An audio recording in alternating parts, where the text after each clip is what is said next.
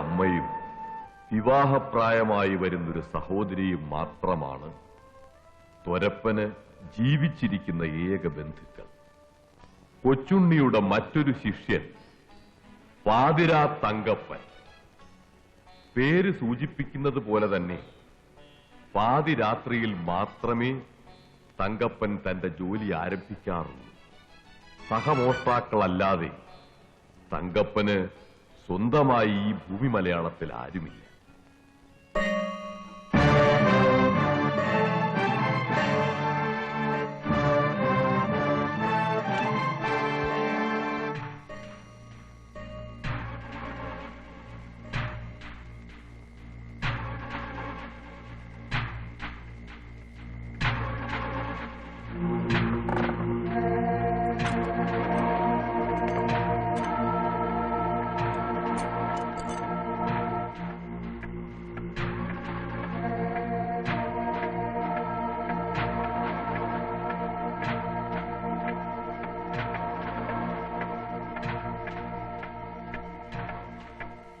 ഈ പ്രപഞ്ചത്തിലുള്ള എല്ലാ വസ്തുക്കളും ഒരു മോഷ്ടാവിന്റെ കണ്ണിൽ മോഷണ വസ്തുക്കളാണ്. അടിസ്ഥാനപരമായി എല്ലാ മോഷ്ടാക്കളും സൗന്ദര്യ ആരാധകരാണ്. കവർന്നെടുക്കാനുള്ള ആസക്തി നമ്മൾ ഉണ്ടാകുന്നത് അതുകൊണ്ടാണ്. ഒരു കണക്കിന് നമ്മളാണ് മക്കളെ യഥാർത്ഥ സോഷ്യലിസ്റ്റുകൾ. നമുക്ക് കൊട്ടാരമെന്നോ കുടിലെന്നോ വ്യത്യാസമില്ല. നമുക്ക് വേണ്ടത് കൊട്ടാരത്തിലും കിട്ടും, കുടിലും കിട്ടും. ഒരു നാട് ഭരിക്കാൻ വലിയ കഴിവൊന്നും വേണ്ട, പക്ഷെ ഒരു നാട് മുടിക്കാൻ കഴിവ് വേണം. ആശാനെ, പ്രധാനമായി എന്തൊക്കെ ആയുധങ്ങളാണ് ഈ ജോലിക്ക് കയ്യിൽ കരുതേണ്ടത്? കല്ല്, കത്തി, കമ്പി, ചുറ്റിക, ഇഷ്ടിക, കോരിക, പല്ല്, പുല്ല്, എല്ല്, എന്തിന് ഒരു കഷ്ണം നൂല്, ഒരു സൂചി പോലും നമുക്ക് ആയുധങ്ങളാണ്. എന്ത്, എവിടെ, എപ്പോ, എങ്ങനെ പ്രയോഗിക്കണം എന്നുള്ളതാണ് പ്രശ്നം. ഇതെന്താണ്? ബ്ലേഡ്. ക്ഷൗരം നടത്തിയിട്ട് വേണോ ഈ പണിക്കിറങ്ങാൻ? താടി മുഖേന പിടിയൊടുക്കാതിരിക്കാൻ മുഖക്ഷൗരം അത്യാവശ്യമാണ്. ഇത് വലിയൊരു ബ്ലേഡിന്റെ ചെറിയ ചെറിയ കഷ്ണങ്ങളാണ്. ഇതിലൊരു നിസാര വസ്തുവായി കാണരുത്. ലക്ഷം രൂപ സൂക്ഷിച്ചു വെച്ചിട്ടുള്ള ഒരു തുകൽ സഞ്ചി അറുത്ത് കീറാൻ ഇവനൊരു കഷ്ണം മതി. ഇതിനെ ഇങ്ങനെ വിരലുകൾക്കിടയിൽ ഒളിപ്പിച്ചു വെക്കണം. കണ്ടോ, ഒരേ ഒരു തലോടൽ, സംഗതി ക്ലീൻ. നിരന്തരമായ പരിശീലനം ഇതിനാവശ്യമാണ്. ഏകാഗ്രത കൈവെടിയരുത്. മോഷണം ഒരു കലയാണ്, ശാസ്ത്രമാണ്. ശക്തിയല്ല, ബുദ്ധിയാണ് ഈ ശാസ്ത്രത്തിന്റെ അടിസ്ഥാന ശില. മോഷ്ടിക്കപ്പെടേണ്ട ആളെ തിരഞ്ഞെടുക്കുന്നതിന് നമ്മൾ അവന്റെ മനസ്സറിഞ്ഞിരിക്കണം. ആകാശം നോക്കി നടക്കുന്നവൻ, ഭൂമി നോക്കി നടക്കുന്നവൻ, പകൽക്കിനാവ് കാണുന്നവൻ, പെണ്ണുങ്ങളുടെ വായി നോക്കി നടക്കുന്നവൻ, ഇങ്ങനെയുള്ളവരെ വേണം നമ്മൾ തിരഞ്ഞെടുക്കാൻ. അവർ കാശ് കൊണ്ട് നടക്കുന്നവരാണോ എന്ന് നമ്മൾ അറിയണം. അതെങ്ങനെ നമ്മൾ അറിയും? അത് നമ്മൾ ആളുകളെ വിളിച്ചു നിർത്തി നിങ്ങളുടെ കയ്യിൽ കാശുണ്ടോ എന്ന് ചോദിച്ചാൽ മതി. എവിടുന്നാണ് വരുന്നത് കഴുത ബുദ്ധിയില്ലാതെ? Silence please. മോഷ്ടാക്കൾക്ക് ഡിസിപ്ലിൻ അത്യാവശ്യമാണ്.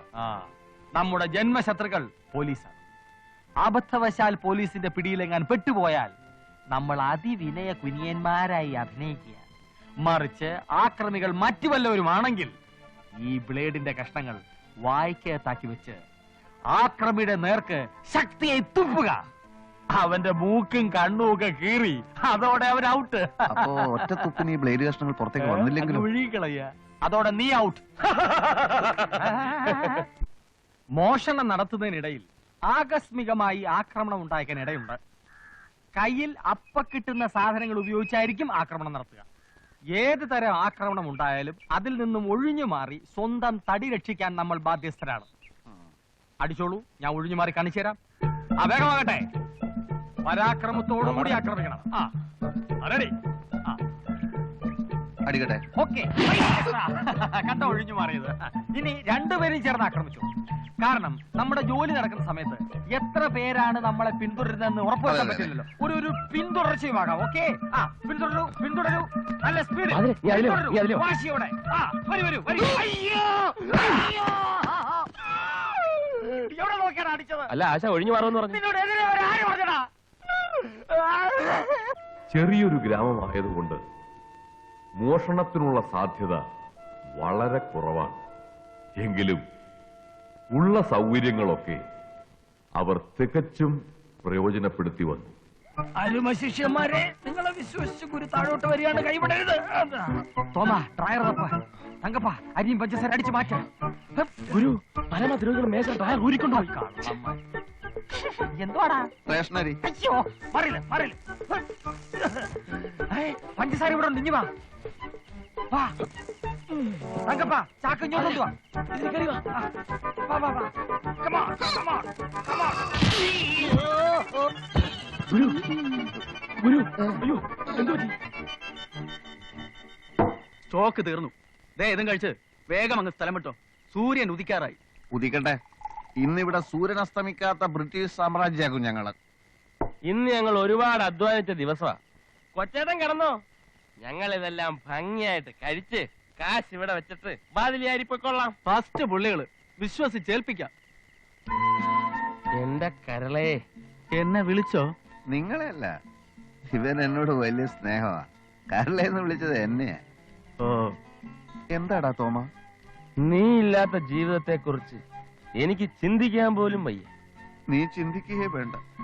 ജീവിത അവസാനം വരെ ഞാൻ നിന്നെ വിട്ടു പോവില്ലടാ. നിന്റെ അപ്പന്റെ ഒപ്പം നിൽക്കാനുള്ള കെൽപ്പ് എനിക്ക് എന്നുണ്ടാകുന്നോ ആ നിമിഷം ആ വെള്ളം അങ്ങ് വാങ്ങി വെച്ചേര്. എന്റെ അപ്പന്റെ ഒപ്പം നിൽക്കാൻ നിനക്ക് ഈ ജന്മം പോരാ തുരപ്പാ. അരച്ച കരിയും 5 കിലോ പാമായിലും 3 കിലോ ഗോതമ്പും മോഷ്ടിച്ച് അത് 3ആയി വീതിച്ച് വിറ്റ് കിട്ടുന്ന കാശ് കൊണ്ട് ഞാൻ എന്നാ രാധികയെ നിന്നെ കെട്ടുന്നത്?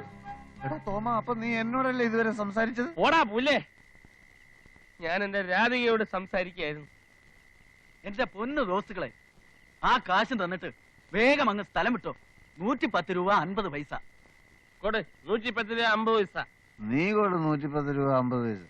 അല്ല, ആശാൻ കൊടുക്കട്ടെ. ആശാനെ, ആശാനെ. തരം കേട്ട്, തരം കേട്ട്. ഇനി 2 ദിവസം കഴിഞ്ഞിട്ട് നോക്കിയാ മതി. Full feet. അപ്പൊ ഞങ്ങൾ എന്നാ ഇറങ്ങട്ടെ. അപ്പൊ എന്റെ കാശ്? കാശല്ലേ ഈ ഇരിക്കുന്നത്. സർക്കാർ 5000 രൂപ വില പറഞ്ഞ ഉരുപ്പടിയായത്. കാലത്ത് പിടിച്ചു കൊടുത്ത അപ്പൊ കിട്ടും രൂപ 5000. 110 രൂപ 50 പൈസ കഴിച്ചു. ബാക്കി 4889 രൂപ 50 പൈസ നാളെ ഞങ്ങൾക്ക് തന്നേക്കണം. തന്നില്ലെങ്കിൽ ഒരനാഥ പ്രേതം പുളിങ്കുന്ന് പുഴയിൽ പൊങ്ങിക്കിടക്കും. അതിനിടയാക്കരുതേ കൊച്ചേട്ടാ. Good night. എന്റെ കർത്താവേ.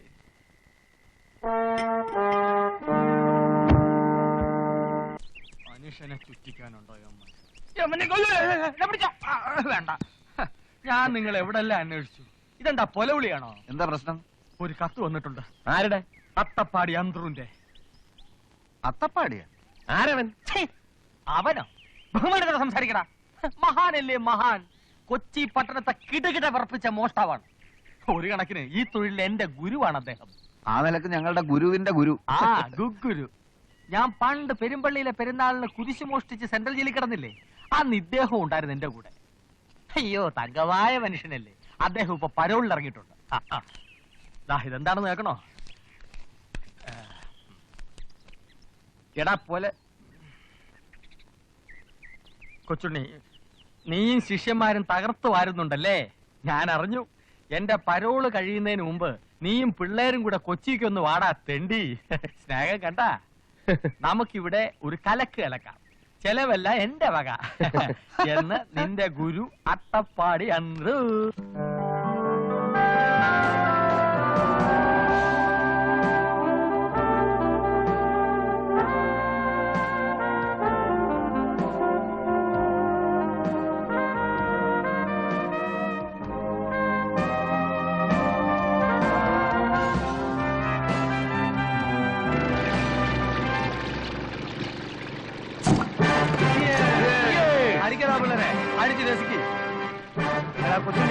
നീ നിന്റെ പിള്ളേരെ ശരിക്ക് തൊഴിൽ പഠിപ്പിക്കുന്നുണ്ടോ? പിന്നെ നല്ലോണം പഠിപ്പിച്ചു കൊടുത്തിട്ടുണ്ട്.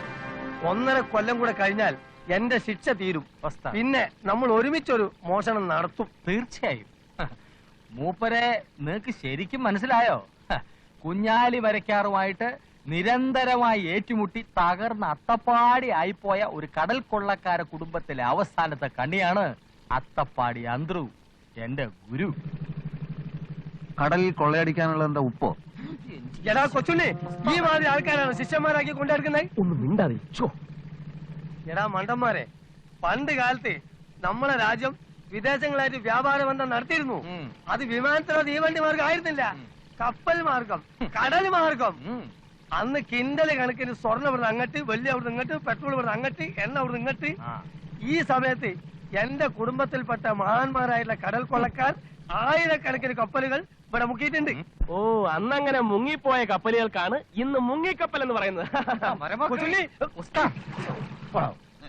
ഗുരുവേ, യവന്മാർക്ക് വിവരം വരാൻ എന്തെങ്കിലും ഒരു മാർഗം പഠിപ്പിച്ചു കൊടുക്കണം. കുറച്ചു ദിവസം അവിടുന്ന് എന്റെ കൂടെ നിൽക്കണം. ഇപ്പൊ ടൈമില്ല, പരോളിലാണെങ്കിലും ട്രൈ ചെയ്യാം.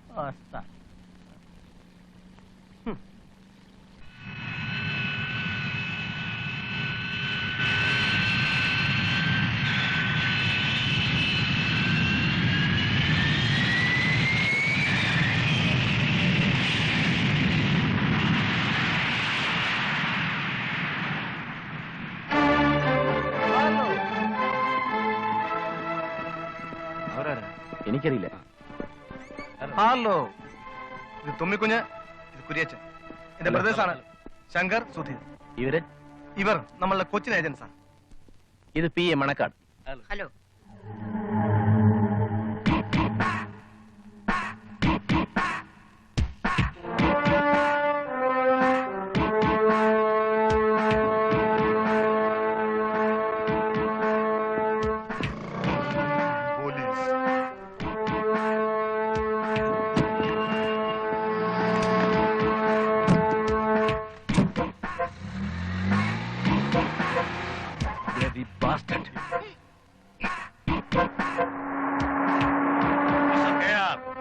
സാധാരണ നിങ്ങളെ പോലുള്ള മുതലാളിമാര് എന്നെ പോലുള്ള പ്രൊഫഷണൽ കില്ലേഴ്സിനെ അയക്കാറേ ഉള്ളൂ, പക്ഷെ കൂടെ വരാറില്ല. നിങ്ങൾ അത് ചെയ്തു, അതും പട്ടാപ്പകൽ. നിങ്ങളുടെ ധൈര്യത്തെ ഞാൻ അഭിനന്ദിക്കുന്നു. തും ഏക് വീർ യോദ്ധ ഹൈ. അവരങ്ങനെ രക്ഷപ്പെടാൻ പോകുന്നില്ല. ഹമാരെ സിന്ദഗി കി സവാൽ ഹൈ. ഇന്ന് രാത്രി ഹോട്ടലിൽ വെച്ച് അവന്മാരുടെ കഥ ഞാൻ കഴിക്കും. എന്റെ കൂടെ വന്ന് നിങ്ങൾ ആ റിസ്ക് എടുക്കണമെന്നില്ല. കൂടെ വരുന്നത് റിസ്ക് എടുക്കാൻ അല്ലടോ കില്ലറേ. വിക്രമന്റെ മക്കള് ചോരയിൽ പിടഞ്ഞ് മരിക്കുന്ന എനിക്ക് കാണണം. എടോ കില്ലറേ, തനിക്കറിയാവോ, ഇന്ന് മദ്രാസിൽ കാണുന്ന അവന്റെ സാമ്രാജ്യമെല്ലാം എന്റേതും കൂടെയാ. ഈ കൊച്ചി കടപ്പുറത്ത് മച്ചുവാ തുഴഞ്ഞ് നടന്നവരാ ഞാനും വിക്രമനും. ഈ ബിസിനസ്സിൽ ഉയർച്ച ഉണ്ടായപ്പോഴൊക്കെ പപ്പാതിന്ന് അവൻ പറഞ്ഞിരുന്നു. ഞാനും അത് വിശ്വസിച്ചു. അവസാനം അവൻ എന്നെ ക്രൂരമായി വഞ്ചിച്ചു. എനിക്കത് മറക്കാൻ കഴിയുന്നില്ല. നിങ്ങളെപ്പോലുള്ള വലിയ വലിയ മുതലാളിമാരുടെ പ്രതികാര ബുദ്ധിയാണ് ഞങ്ങളെപ്പോലുള്ള പാവപ്പെട്ട പ്രൊഫഷണൽ കില്ലേഴ്സിന്റെ ചോറ്. ദൈവം കൊടുക്കുന്ന ജീവൻ നശിപ്പിക്കാൻ മനുഷ്യന് അവകാശമില്ല സാർ. എങ്ങനെ? കൊല്ലും കൊലയും അല്ലാതെ ഇതിന് വേറൊരു പരിഹാരം ഇല്ലെന്നാണോ? നിർത്തടാ, നീ നിന്റെ നിലയ്ക്ക് നിന്നാ മതി.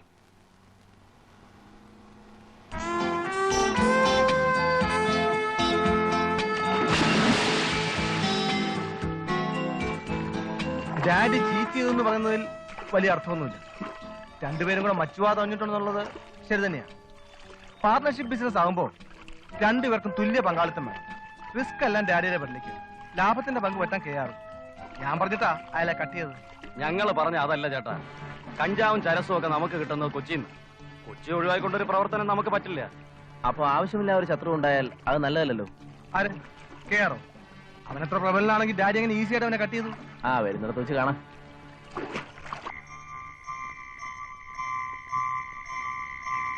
നമ്മളിങ്ങനെ വെറുതെ ഇരുട്ടത്തിരുന്ന് കായലിലോട്ട് നോക്കിയിട്ട് എന്ത് കാര്യം? അതെ, തുടക്കമൊക്കെ കൊള്ളായിരുന്നു. ബിയർ, കോഴി, നാടൻ. ഗുരുവിന്റെ പോക്കറ്റിന്റെ ആപ്പീസ് പൂട്ടിയെങ്കിൽ ഞാൻ പിള്ളേരെ കൊണ്ട് പൊക്കോട്ടെ. ഓണ പോക്കിൽ വല്ല ചായക്കടയോ മുറുക്കാൻകടയോ കുത്തി തുറന്ന് സ്ഥലം വിട്ടേക്കട്ടെ. കൊച്ചുണ്ണി, എന്റെ വാസ്തവസ്ഥിതി അറിഞ്ഞാൽ കൊച്ചുണ്ണിക്ക് എന്നെ വിട്ടു പോകാൻ ഒക്കൂല. 3 കാര്യത്തിൽ ഇന്ന് വരെ ഞാൻ ഒരാളെ സഹായം തേടിയില്ല. അറിയാലോ, പെണ്ണെട്ടാൻ, കുട്ടികളുണ്ടാക്കാൻ, മോഷ്ടിക്കാൻ. ആ ബ്രെയിൻ ഇന്നും ഇരിക്കുന്നുണ്ട്. പക്ഷെ പണ്ടത്തെ പോലെ തടി കളിക്ക് പണിയെടുക്കാനുള്ള താക്കത്തില്ല മോനെ. പുരാണം നിർത്തി കാര്യം പറയാന്നേ. പാതിര തങ്കപ്പാ ഉണ്ടായി. ഗുരു പറയട്ടെ, അദ്ദേഹത്തിന്റെ മനസ്സിൽ എന്തോ കിടന്ന് ഇളകിമറിയുന്നുണ്ട്. നേരാണ് കൊച്ചുണ്ണി. അനക്കറിയോ, കെട്ടുപ്രായം കഴിഞ്ഞിരിക്കണ എന്റെ മോൾ അലിക്ക തയ്ച്ച് വിറ്റിട്ടാണ് ഇങ്ങക്കൊക്കെ ആ പാർട്ടി നടത്തിയത്. വേറെ വഴിയില്ലാഞ്ഞിട്ട്. ആ കുട്ടിക്ക് ഒരു നിക്കാഹത്ത് വന്നിട്ടുണ്ട്. കൊച്ചുണ്ണും ശിഷ്യന്മാർ എന്നെ സഹായിച്ചിട്ടില്ലെങ്കിൽ പരോള് കഴിയുന്നതിന് മുമ്പ് നമ്മളെ തടിതാ ഈ കായലുണ്ടാവും. എന്റെ ഗുരു അങ്ങനെ പറയരുത്. എന്ത് സഹായം വേണമെന്ന് പറ. ഗുരുവിന് ഞങ്ങളുടെ ഉയിര് വേണമെങ്കിൽ തരാം. നിങ്ങൾ കൊള്ളാവുന്ന രീതിയിൽ ഒരു മോഷണം നടത്തി തന്ന എന്റെ മോളെ നിക്കാഹ് നടക്കും. ചെറിയൊരു സ്ത്രീധനം, അത്യാവശ്യം ചില ആഭരണങ്ങൾ. സമാധാനമായിട്ടിരിക്കണം. ഗുരുവിന്റെ ബ്രെയിനും ഞങ്ങളുടെ തടിയും ഒത്തുചേർന്നാൽ പാലാട്ട് കോമന്റെ കോട്ടയ്ക്കകത്ത് കയറിപ്പോലും മോഷ്ടിക്കാം. കോട്ടയിലേക്കൊന്നും പോണ്ട. ഞാൻ ഇവിടെ വലിയൊരു ഹോട്ടൽ കണ്ടു വെച്ചിട്ടുണ്ട്.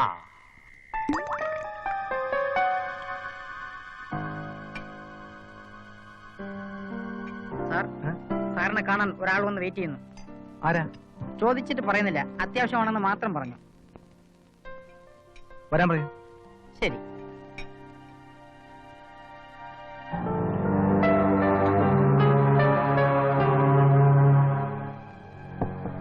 എന്താ?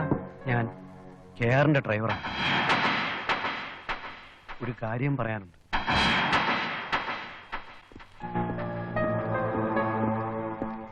സുധി, കെയറിന്റെ ആൾക്കാർ നമ്മളെ കൊല്ലാൻ ഇറങ്ങിയിട്ടുണ്ട്. എന്ന് വെച്ച് സ്ഥലം വിടാൻ പറ്റുമോ? വിക്രമന്റെ മക്കൾ അത്ര പേടിതൊണ്ടമാരല്ലെന്ന് കെയറിനൊന്ന് മനസ്സിലാക്കണം.